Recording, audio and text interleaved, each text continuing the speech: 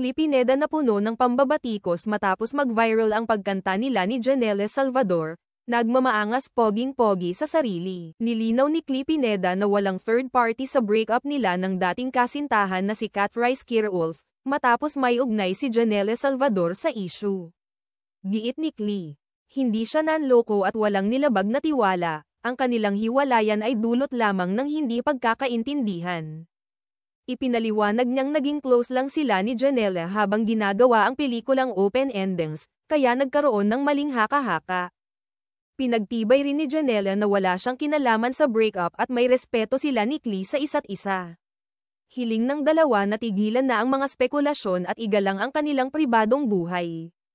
Samantala, umani ng halo-halong reaksyon ang TikTok video ni Klee at Janelle na masayang kumakanta, kung saan may ilang netizens na kumwestiyon sa kilos at relasyon nila.